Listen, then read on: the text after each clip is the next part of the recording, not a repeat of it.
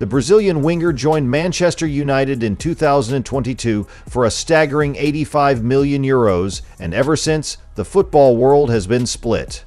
Some call him a flop, others see flashes of brilliance. So, what's the truth? Is Antony really as bad as some people say, or is there more to the story? Stick around, because we're about to break it all down.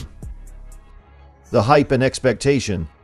First, let's rewind to where it all began. Antony was a star at Ajax under Erik ten Hag. In the 2021-2022 season, he racked up 12 goals and 10 assists in 33 games, helping Ajax dominate the Eredivisie.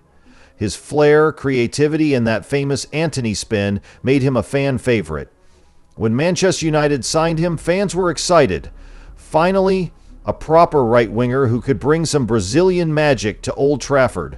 But with that excitement came sky-high expectations. PS $85 million is a massive fee, especially for a player with only one full season of top-level experience.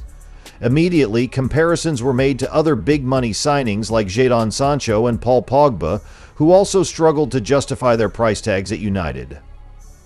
The pressure was on Antony to deliver from day one. Strengths, what Antony brings to the table. Before we talk about the criticisms, let's give credit where it's due. Antony has some undeniable strengths that make him a valuable player. First, his dribbling. This guy is silky smooth on the ball. He's not afraid to take on defenders, and his close control is top-notch. In fact, he ranks among the best wingers in Europe for successful dribbles per game. That ability to beat his man is crucial in breaking down stubborn defenses. Second, his creativity. While he's often criticized for being too flashy, Antony has shown he can deliver quality passes and crosses. His link-up play with Bruno Fernandes and Marcus Rashford has been promising at times. And let's not forget his work rate. Antony isn't just an attacking player, he puts in the defensive shift too. He presses opponents, tracks back, and helps out his fullback. That kind of effort is crucial in modern football, especially in the Premier League. Weaknesses, where Antony falls short. Now let's address the elephant in the room. Antony has faced a lot of criticism, and some of it is justified. Here are the main areas where he's struggled. First, his end product. For all his dribbling and flair, Antony's numbers just don't stack up. In his first Premier League season, he managed only 4 goals and 2 assists in 25 games. That's not good enough for a PS $85 million winger. Too often, he takes speculative shots from outside the box instead of looking for a better option. Second, his decision-making. While his skills are entertaining, they don't always lead to anything productive. That famous Antony spin, it looks great, but it often ends with him losing possession. Fans want to see substance, not just style. Third, his consistency. Antony has had some great moments, but they've been too few and far between. For a player of his price tag, you expect him to be a game changer week in, week out, but too often he disappears in matches. Stats and comparisons. Let's look at the numbers. In the 2022-2023 season, Antony averaged 1.8 key passes, 2.3 dribbles, and 2.2 shots per game. Decent, but not exceptional. When you compare him to other wingers in the league, like Mohamed Salah or even Marcus Rashford, his output falls short. Antony's numbers at Ajax were much better. He averaged a goal or assist every 1.5 games in the Eredivisie. But the Premier League is a different beast. The physicality, pace, and intensity are on another level, and Antony has struggled to adapt. Tactical fit and system. Another factor to consider is the tactical system. Antony was signed by Erik ten Hag, his former manager at Ajax. Ten Hag's system relies heavily on wingers who can stretch the play, cut inside, and create chances. On paper, Antony fits that profile perfectly.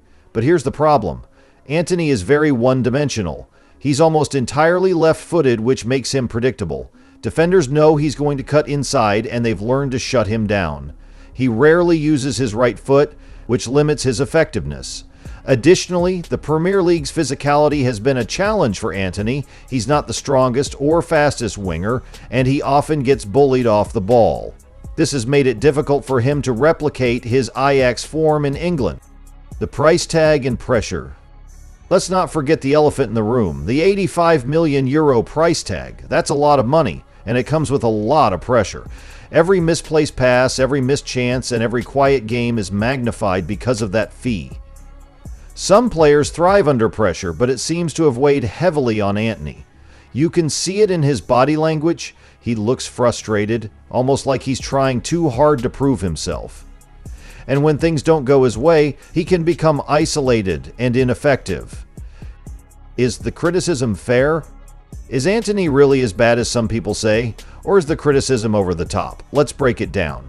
On one hand, Antony has shown flashes of his potential. His dribbling, work rate, and occasional moments of brilliance prove that he has the talent to succeed.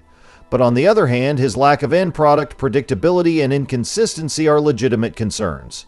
It's also worth noting that Antony is still young. He's only 23, and he's playing in a new league with a new team. Adapting to the Premier League takes time, and he's still learning. Maybe with more experience and confidence, he can turn things around. Verdict. So, how bad is Antony actually? The truth is, he's not as bad as some people make him out to be, but he's also not living up to his price tag. At least not yet. He's a talented player with clear strengths, but he needs to improve his end product, decision-making, and consistency. The good news is, Antony has the potential to turn things around. With the right guidance from Erik ten Hag and more time to adapt, he could still become a key player for Manchester United. But for now, the jury is still out. Gee, what do you think? Is Antony a flop, or is he just going through a rough patch? Let me know in the comments below. And if you enjoyed this video, don't forget to like, subscribe, and hit that notification bell for more football content. Thanks for watching, and I'll see you in the next one.